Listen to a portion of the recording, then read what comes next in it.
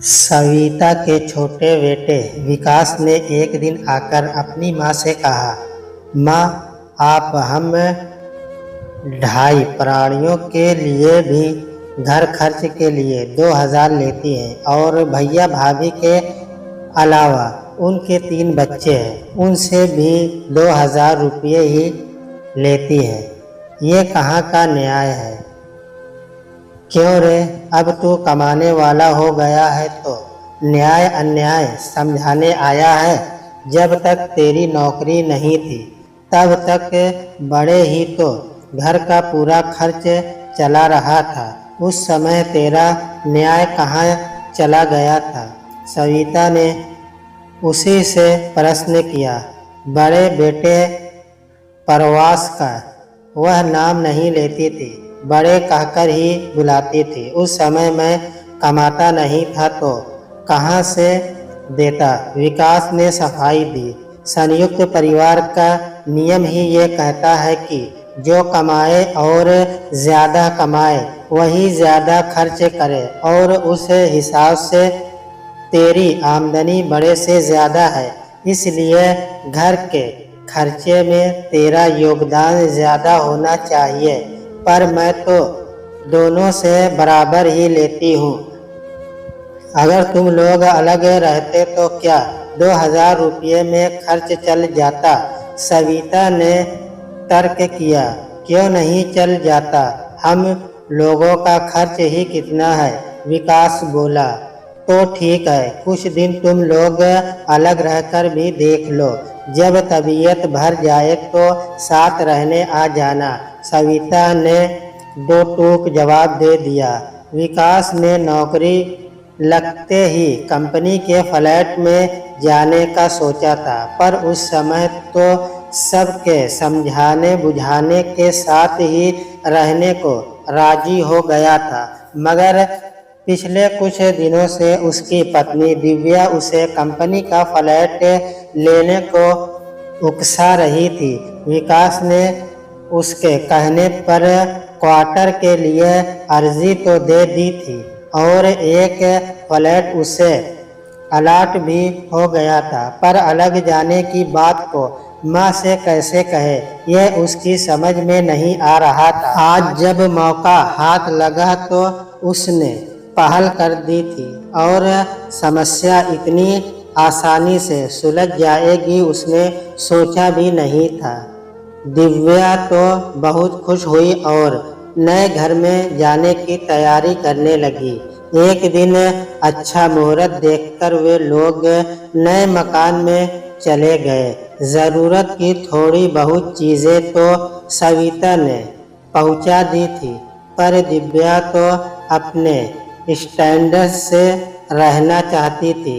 कमरों की साज सज्जा आधुनिक डिजाइन से करवाने और नया सामान खरीदने में ही जमा की हुई पूंजी खर्च हो गई। फिर भी वे संयुक्त थे कि वहाँ सिर्फ पति पत्नी व उनका अपना बेटा था।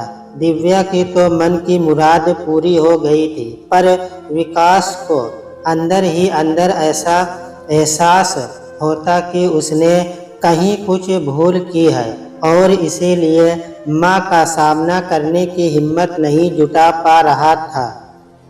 परवास व उसकी पत्नी सुधा कभी कभी उनसे मिलने चले जाते थे और कहते थे कि माँ और बाबूजी याद करते हैं, पर विकास व्यस्तता का बहाना कर देता। कुछ दिन तो जोश में घर की सजावट करने में निकल गए।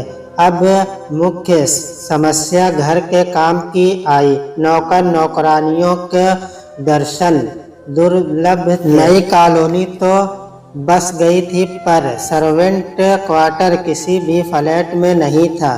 सुबह से शाम तक बर्तन से लेकर झाड़ू पोछा तक सब कुछ दिव्या को ही करना पड़ रहा था। बाजार का सामान विकास से ले आता था। रसोई का पूरा काम था ही बबलू अलग उसी से चिपका रहता था। जब सब इकट्ठे रहते थे तब बबलू तो बच्चों के साथ ही खेलता खाता था। उसकी ज़्यादातर फरमाइशें दादी ही पूरा कर देती थी।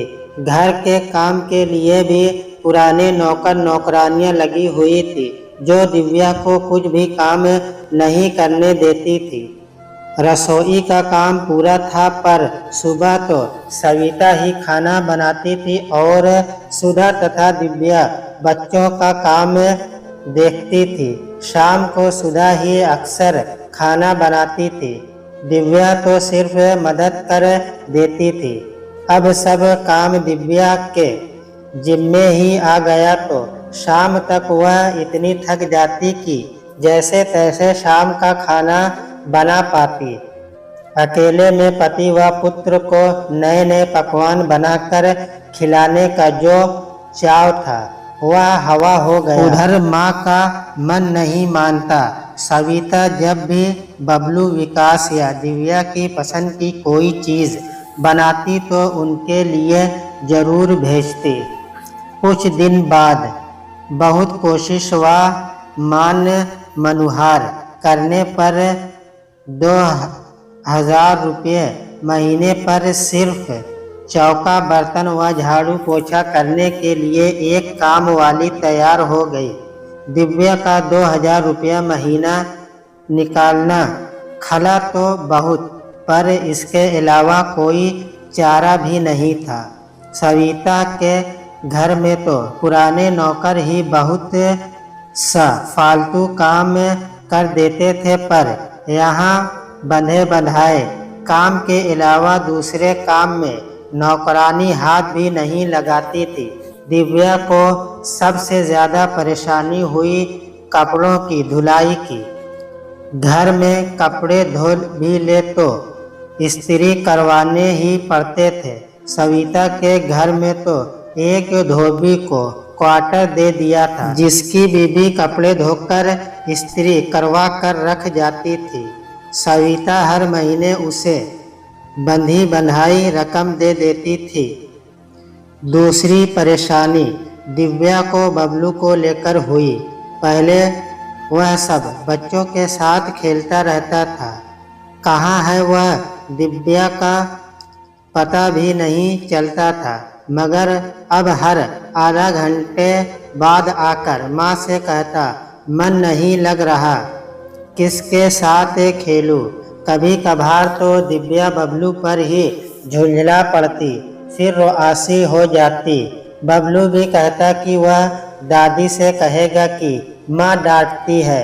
इतनी परेशानियों के बावजूद उन लोगों के घर को अच्छी तरह सेट कर दिया। नया सोफ़ा सेट लिया, उसके लिए कुशन, डाइनिंग टेबल, चेयर, नया डबल बेड आदि खरीद लिए। शादी में मिली सारी चीज़ें सजा दी। स्टील के फ्रेम में अपना व विकास का तथा एक फ्रेम में बबलू का फोटो मढ़ दिया। दिव्या ने अपने माता पिता का फोटो भी टांग दिया। ड्राइंग रूम तो ऐसे सजा दिया मानो शोरूम हो। अब दिव्या को चाह हुआ कि अम्मा जी व बाबू जी आकर घर देखें। ये मौका भी आ गया। बबलू की वर्ष 8 पड़ी तो नए तरीके से मनाने का सोचा। केक का ऑर्डर दिया। दिव्या के मायके वाले, ससुराल वाले और पड़ोस के 1-2 घर सबको निमंत्रण दिया। शाम को कमरे को खूब सजाया गया। केक पर मोमबत्तियां लगाई गई। सब लोग आए तो दिव्या ने उन्हें घर दिखाया। सभी ने उसकी रुचि की तारीफ की। जेठानी सुधा तो दिव्या से कहे बिना न रह सकी। दिव्या बहन, तुमने तो अपना घर खूब अच्छी तरह जमाया है। हम लोग तो कुछ कर ही नहीं पाते। जैसे आप लोग कहते हैं दीदी, उस तरह मेरे वश की बात नहीं थी। थोड़े दिन काट लिए वही काफ़ी था। अब अपनी तरह से रह सकते हैं, इसलिए अलग हुए हैं। विकास भैया की तरह यह मेरे कहे में थोड़ी ही है, सुधा ने सफाई दी। अगर अम्मा जी व बाबूजी के पूछे बिना कुछ लेने को कहो तो झटका देते हैं। काम चल रहा तो रहा है, उसके लिए भी हुनर आना चाहिए कि पति को कैसे वश में किया जाए। दिव्या हंस पड़ी। सुधा भी खिसियानी हंसी हंस दी। सभी दिव्या की सराहना कर रहे थे। दावत भी उन्होंने अच्छी ही दी थी। बबलू भी सबके उपहार पाकर बहुत खुश था। दादी बाबा को तो वह छोड़ ही नहीं रहा था। दिव्या भी अपनी तारीफ सुनकर खुश थी, पर सविता के एक चीज अवश्य खटती थी। बबलू झटक गया था। विकास भी कुछ उदास था।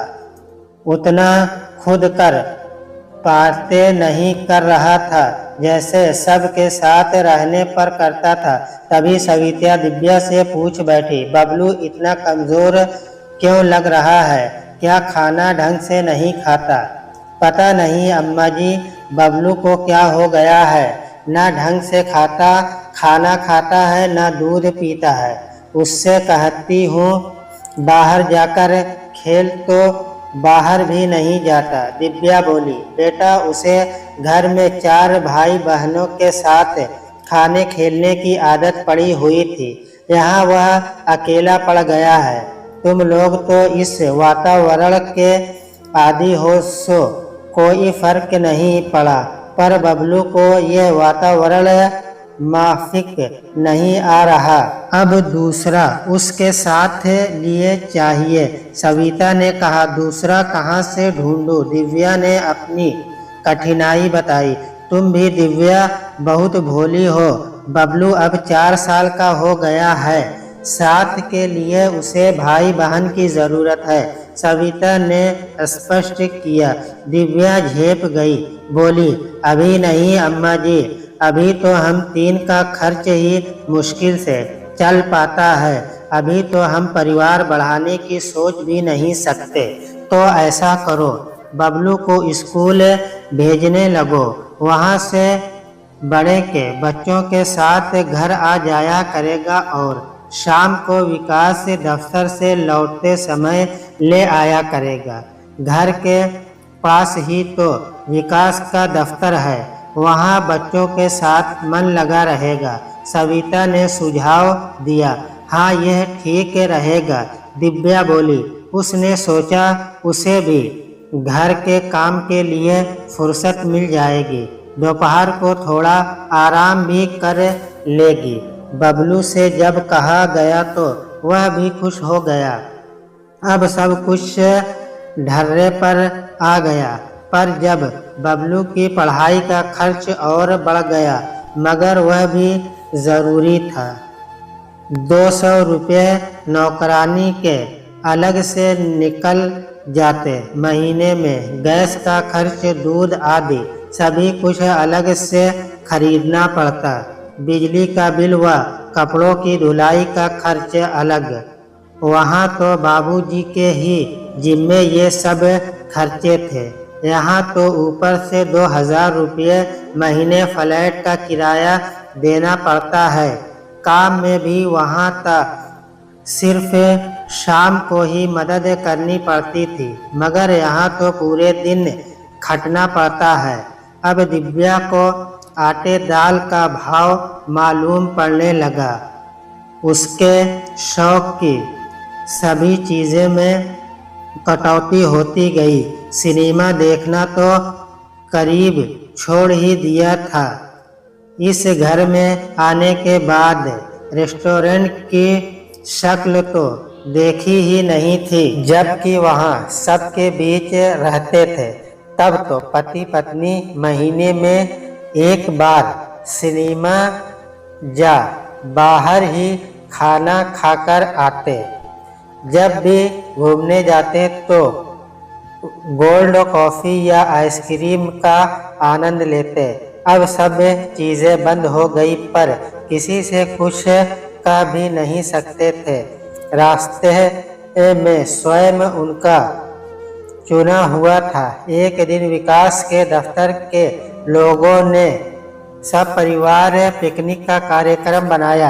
शहर से बाहर सभी अपना अपना खाना लेकर जाएंगे। दिन भर घूमेंगे, ताश खेलेंगे और शाम को वापस आ जाएंगे। दफ्तर की एक बड़ी गाड़ी का प्रबंध कर लिया था। विकास भी दिव्या व बबलू को लेकर गया।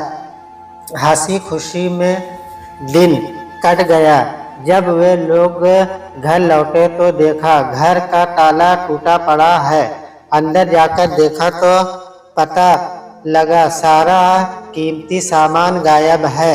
स्टील की अलमारी खुली पड़ी है और उनमें से कैश व ज्वेलरी चोरी हो गए। अड़ोस पड़ोस में पूछा तो कोई नहीं बता पाया। अब चोर आए और सारा कीमती सामान लेकर 9-2-11 हो गए। दोनों माथा पकड़कर बैठ गए। विकास ने पुलिस को खबर की। पुलिस आई भी पूछताछ करने। कुत्ता भी छोड़ा गया पर चोर कहाँ मिलते हैं। अगर पकड़ भी लिए जाएंगे तो सामान तो एक बार गया हुआ वापस मिलता नहीं। खबर मिलते ही सविता व जिठानी सुधा भी आ पहुंची। वे दिव्या को धीरज बांधती रही। सुधा ने दिव्या का गला सूना देखकर पूछा, चेन जो तुम पहने रहती थी वह कहाँ गई? भाभी, पिकनिक आते समय उन्होंने उतरवा दी थी कि बाहर अक्सर चैन स्टेट आती है। सामान के साथ वह भी चली गई। कहते कहते दिव्या की आंखों में आंसू आ गए।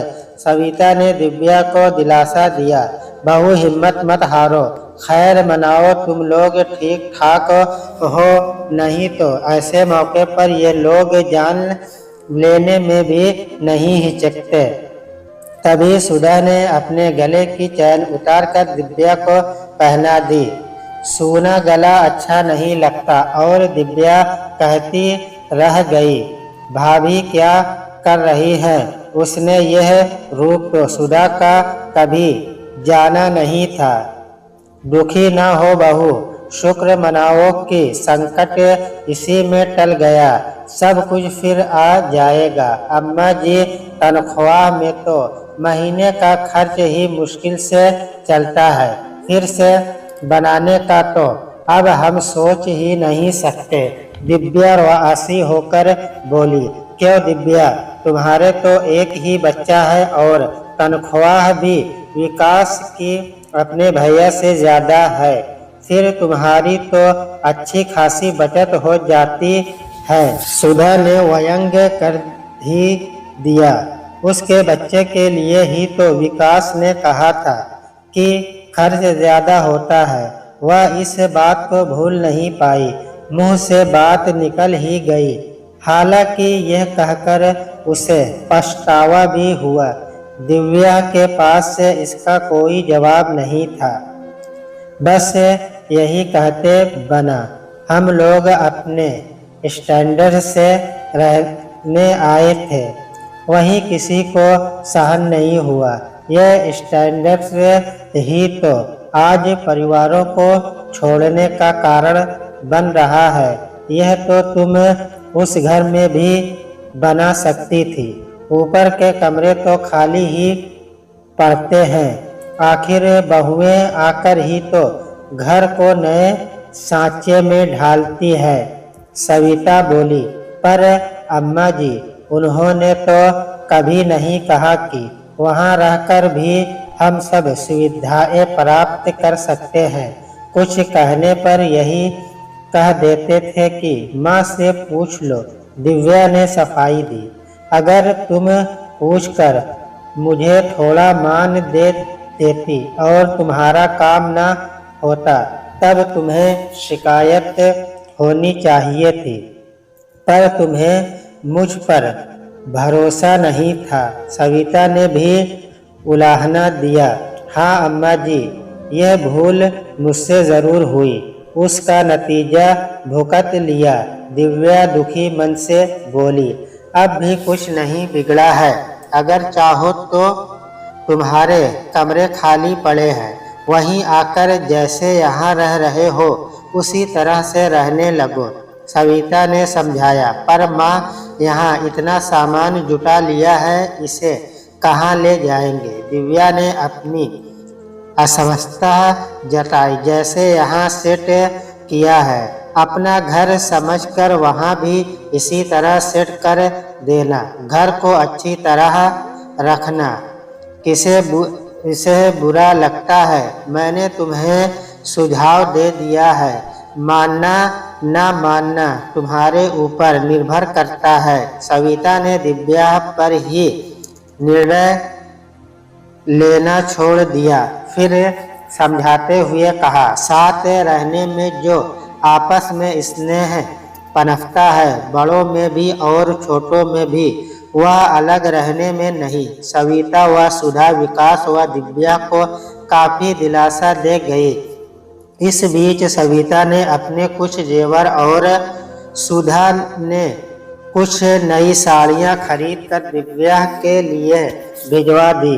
दिव्या अपनी पिछली कई बातों से जो उसने अलग होते समय कही थी, बहुत लज्जित थी।